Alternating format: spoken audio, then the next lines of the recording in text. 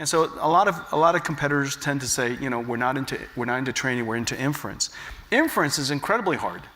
Let's think about it for a second. The response time of inference has to be really high, but this is the easy part. That's the computer science part. The hard part of inference is the goal of somebody who's doing inference is to engage a lot more users, to apply that software to a large installed base. Inference is an installed base problem. This is no different than somebody who's writing an application on an iPhone. The reason why they do so is because iPhone has such a large install base. Almost everyone has one. And so if you wrote an application for that phone, it's going to have the benefit of, it's going to be able to benefit everybody. Well, in the case of NVIDIA, our accelerated computing platform is the only accelerated computing platform that's literally everywhere. And because we've been working on it for so long, if you wrote an application for inference, and you take that model and you deploy it on NVIDIA's architecture, it literally runs everywhere. And so you can touch everybody, you can enable, have greater impact. And so the problem with inference is actually installed base. And that takes enormous patience and years of success and dedication to architecture compatibility, so on and so forth. You make completely state-of-the-art chips.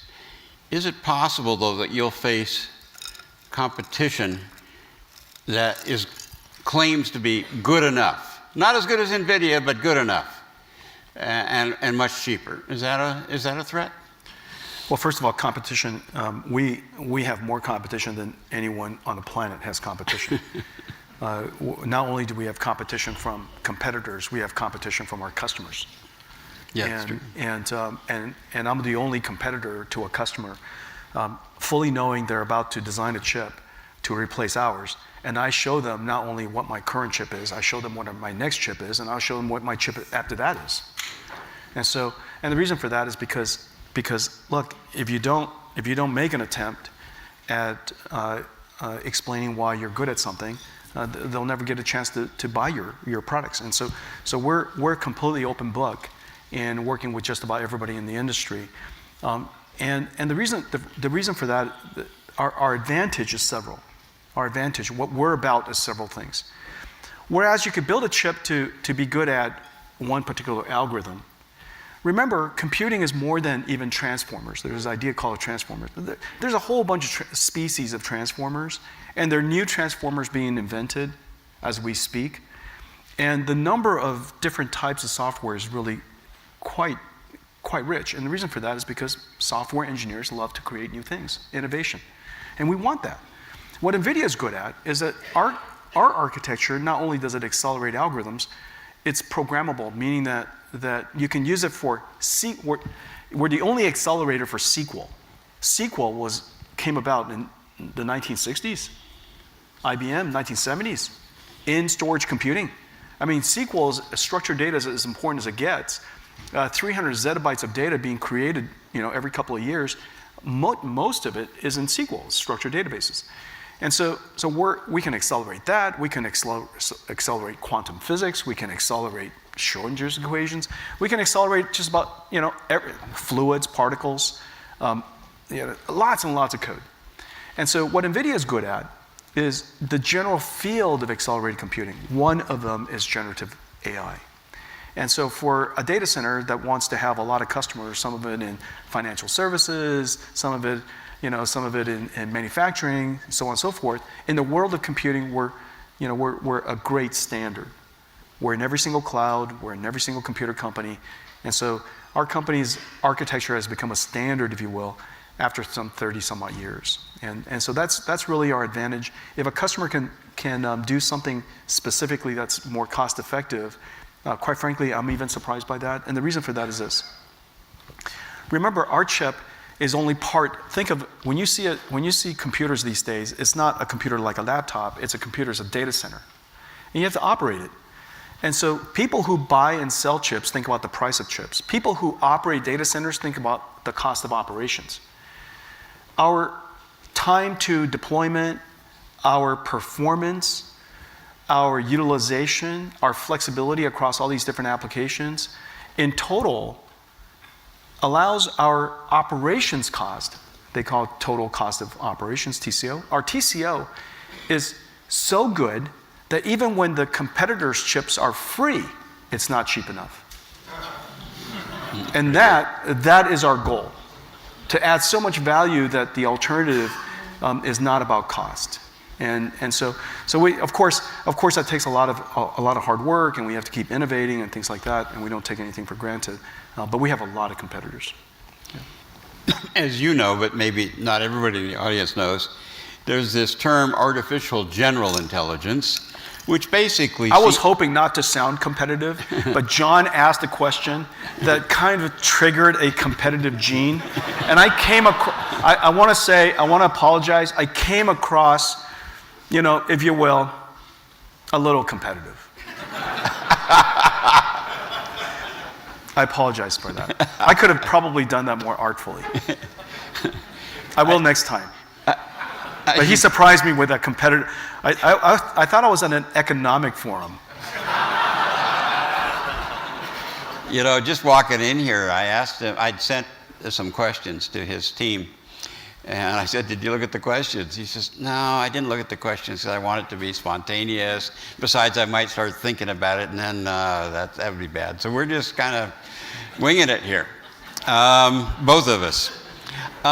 So I was asking, when do you think, and of course, when do you think we will achieve artificial general intelligence, the sort of human level intelligence? Is that 50 years away? Is it 5 years away? What's your opinion? I'll give you a very specific answer. But first, let me just tell you a couple things about what's happening that's super exciting. First, of course, we're training these models to be multimodality, meaning that we will learn from sounds, we'll learn from words, we'll learn from vision, and we'll just watch TV and learn, so on and so forth. Okay, just like all of us. And the reason why that's so important is because we want AI to be grounded. Grounded not just by human values, which is what ChatGPT really innovated. Remember, we had large language models before, but it wasn't until reinforcement learning human feedback that grounds the AI to something that we feel good about, human values, okay? And now, could you imagine, now you have to generate images and videos and things like that. How does the AI know that hands don't penetrate through, you know, podiums, that feet stand above the ground, that when you step on water, you all fall into it? So you have to ground it on physics. And so now the AI has to learn by watching a lot of different examples, and ideally, mostly video, that certain properties are obeyed in the world. Okay, it has to create what is called a world model.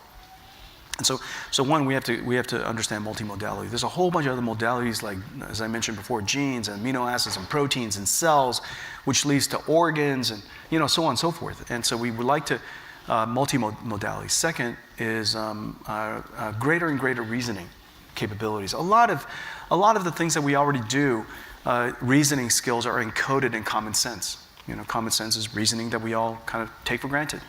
And so there are a lot of things in our knowledge in the internet that already encodes reasoning, and models can learn that. But there's higher level reasoning capabilities. For example, there's some questions that you answer me right now when we're talking. I'm mostly doing generative AI.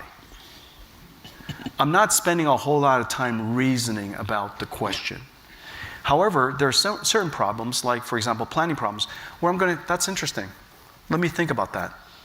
And I'm cycling it in the back, and I'm coming up with multiple plans. I'm traversing a tree. Maybe I'm going through my graph, and, you know, I'm pruning my tree and saying, this doesn't make sense. But this I'm going to play, and I simulate it in my head, and maybe I do some calculations and so on and so forth. That long thinking, AI is not good at today. Everything that you prompt into ChatGPT, it responds instantaneously. We would like to prompt something into ChatGPT, give it a mission statement, give it a problem, and for it to think a while. Isn't that right? And so that kind of system, you know, what computer science calls system 2 thinking, or long thinking, or planning, Those kind of things, reasoning and planning, those kind of problems, I think we're working on those things. And I think that you're going to see some breakthroughs. And so in the future, the way you interact with AI will be very different. Some of it will be just give me a question and answer. Some of it say, here's a problem, go work on it for a while. Okay? Tell me tomorrow. And it does the largest amount of computation it can do by tomorrow. You could also say, I'm going to